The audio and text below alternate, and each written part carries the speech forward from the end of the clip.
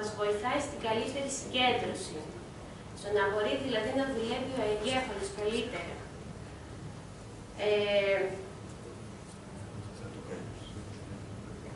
Μπορώ να χρησιμοποιήσω το ποδήλατο. In English, please. I'll just take it up in the... Take it on in my slide at the end. Στην πρώτη εδώ διαφάνεια βλέπουμε στους αρχαίους χρόνους, στα σπήλαια της Αλταμύρα και του Ζηλασκό, όπου οι πρώτοι άνθρωποι χρησιμοποίησαν το τόξο για την αναζήτηση της τροφής. Σκοτώναν τα ζώα για να τραφούν. Τα επόμενα χρόνια χρησιμοποιήθηκαν για τον πόλεμο, για να υπερασπίζονται τις γης. Λαοί όπως ήταν οι Ασσύριοι, οι Πέρσες, οι αρχαίοι Έλληνες, όχι τόσο το τόξο, όσο ήταν το σπαθί και το ακότιο, για να καταλήξουμε και στους Κρήτες, γνωστός λαός για την υπεράσπιση μέσω του τόξου. Εδώ πρόκειται για έναν λαό της εσωτερικής Αφρικής, που ακόμα και σήμερα τρέφονται χρησιμοποιώντας το τόξο για να κυνηγάνε ζώα. Η τοξοβολία ως Ολυμπιακό άθλημα έχει ενταχθεί το 1972. Τα τόξα βέβαια καμία σχέση έχουν με τα παραδοσιακά τόξα. Έχουν πάνω εξαρτήματα, έχουν αντίπαρα, έχουν σκόπευρα. Καμία σχέση δηλαδή με τη χρήση του βασικού ενστίκτου του ανθρώπου. Παραδοσιακή τοξοβολία χρησιμοποιεί τόξα από φυσικά υλικά. Χρησιμοποιούν οστά ζώων, χρησιμοποιούν εταίροντες, εξήλα, για να μπορούν να χρησιμοποιούν τα παραδοσιακά τόξα. Το τόξο χρησιμοποιείται χρησιμοποιώντας το DNA.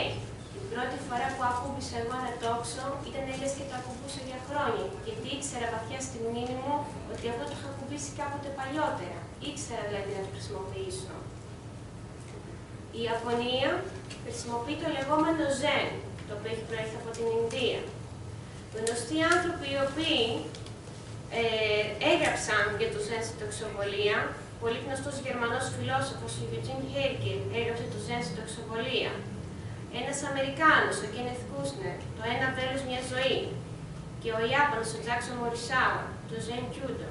Κιούντο είναι ο δρόμος του τόξου, η χρησιμοποίηση δηλαδή του τόξου ως στροφή προς την εσωτερικότητα. Εδώ βλέπουμε και την αναπνοή, που είναι απαραίτητα σε όλες τις στιγμές της ζωής, στις πολεμικές τέχνες. Στην Ιαπωνία χρησιμοποιείται η λέξη το χάρα για να περιγράψει σωματικά το σημείο κάτω από την κοιλιά, το ταντέν, στην εσωτερικότητα, που είναι το σημείο κάτω του ομφαλού.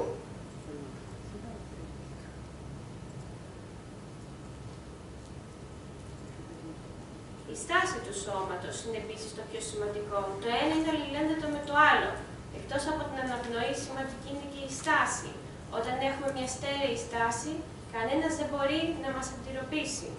Η ισορροπία όμως δεν είναι μόνο ένα σωματικό πράγμα. Θέλουμε να πούμε ότι σωματικά δεν είναι κάποιος ισορροπημένος, αλλά και ψυχολογικά. Ένας άνθρωπος ο οποίος αντιμετωπίζει όλες τις αντιξότητες,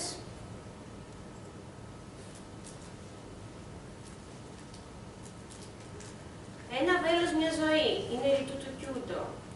Κάποιος που πεθαίνει, ένα βέλος και εκπνοή. Μπορούμε να πούμε ότι είναι και κάποιος που πεθαίνει από ένα βέλος. Ο τοξότης στο πόλεμο συνοψίζει τη ζωή του σε ένα βέλος.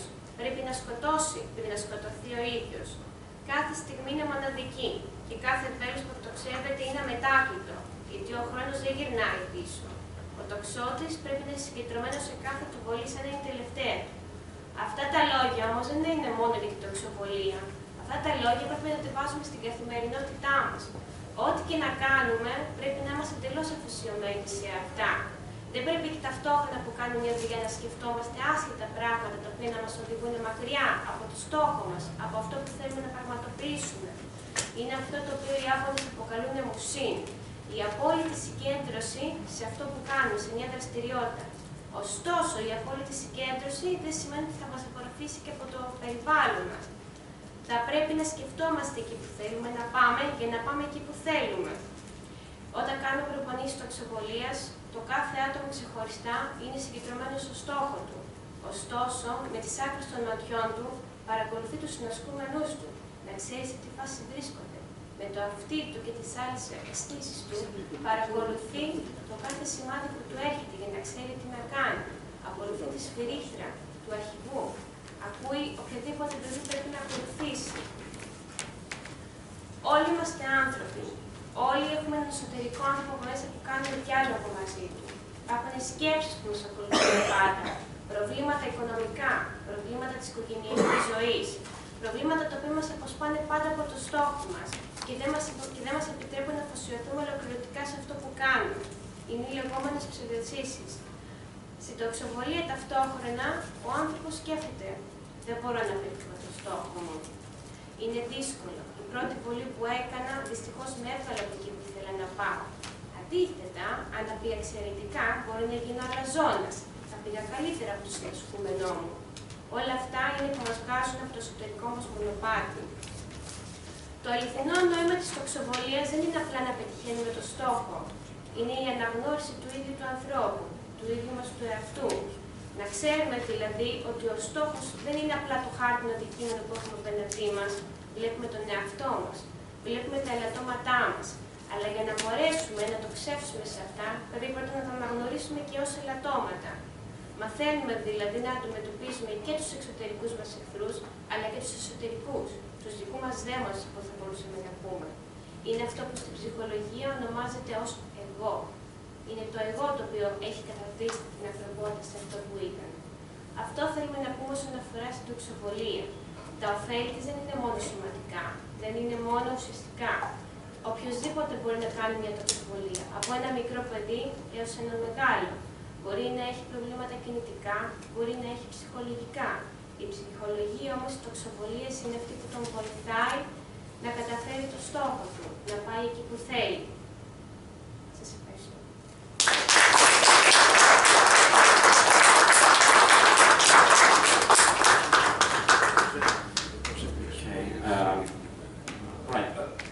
I've never heard actually a kind of an archery as eloquent and as witty and as wide-range, if you like the language is very but now by Mrs. Margariataki. Mrs. Margariataki is an archery athlete, as you perhaps know, certainly have all understood, and one of the most distinguished in our country.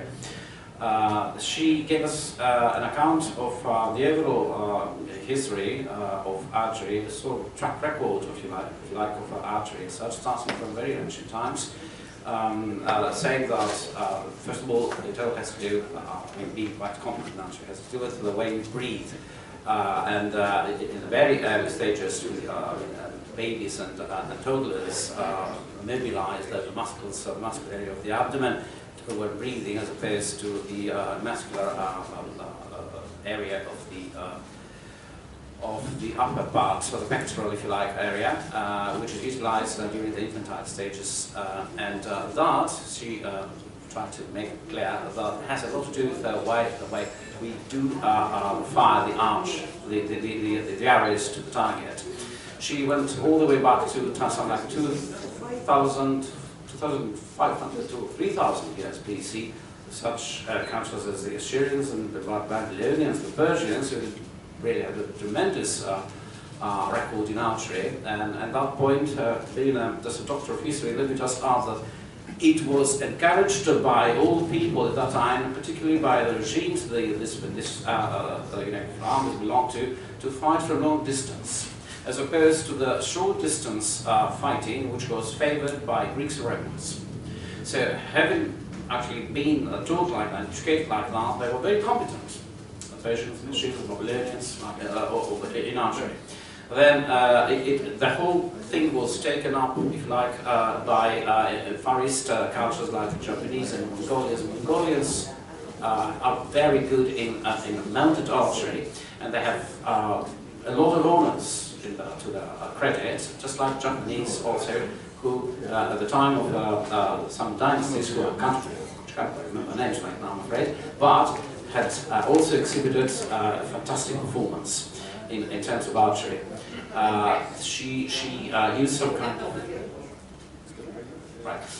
she used some terms of the Japanese terms for to account for some stages of the overall process of firing an arrow, and how important it was during the period of Shinto period, that summarized as a regimental, if you like, way of bringing. We have, of course, still being in the area of ancient cultures, the frescoes and engravings and etchings and carvings in areas like in cultures I mentioned before, but also in the MAH00609 and also in the caves of France, way back to the Neolithic era.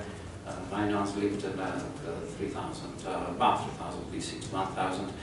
And then archery was incorporated as such in fighting techniques by the Greeks, but not so much like in the ancient cultures I mentioned before.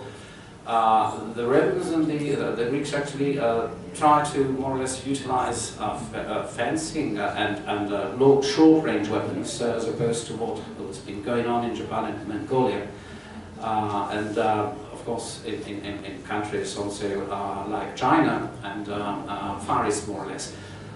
She also made a very interesting point about the importance of breathing and the cycle in firing the target, firing the arrow on the target, and the importance of psychological factor, which dominates sometimes the overall performance and approach of the archer. If the archer starts thinking of how possible it is to lose concentration and because of a misfire arrow and because of not hitting the target, then that could be fatal for the rest of his efforts. And that also could be reversed, and if he starts thinking that just because he hit the target a couple of times in a row, that will be the case for the rest of his shots, then again he might grow to be overconfident and over-ambitious, and that might again sort of subvert his overall psychology and make him lose the target, miss the target. So she also said that, made clear that it's a whole combination of things. Psychological thing, the breathing process, the concentration of the archer, the overall familiarity with the archer, which she smartly pointed out that she was also up against in the first stages, and she could not actually so very well handle the archer, the bow, but later she grew so familiar with that she felt it about her body, and that also was reflected in her performance and the honors that she amassed over the years. It was a really very eloquent account. It's a pity we don't have now, because it's coming up to 1:10 time for questions, but just a very brief question, because I am, an expert and a fan of foreign international honors. Have Greek archers scored any international honors, Mrs. MAH00609? Yes, of course. Can you just tell us in a minute what have we done? I may say that the last winning was the past July, where our Greek horseback archery team went to Italy, and a 13-year-old girl took the second place. It was her first games in traditional archery. Lovely. Yes, it was her pride. It was indeed. Yes, thank you very much indeed. Okay, save any kind of questions you like for the speakers who went before, took the floor before, starting from Mr. Hager and John Lissus and Ms. MAH00609 for the afternoon session, because we need to break now for our lunch, and we'll be back with the ventures later. Okay, thank you very much indeed. We will start with some speakers, Mr. Gigas and Mr. Kalendris, but also we have questions. Yes, we have lunch. Tell us where we have lunch. Where we shall have time? Lunch. Later. No, where we shall have lunch, tell us. Where? Nick, yes, but I don't know. Nick is more or less common on this matter. Therefore, ask me. Where is Nick? Nikos.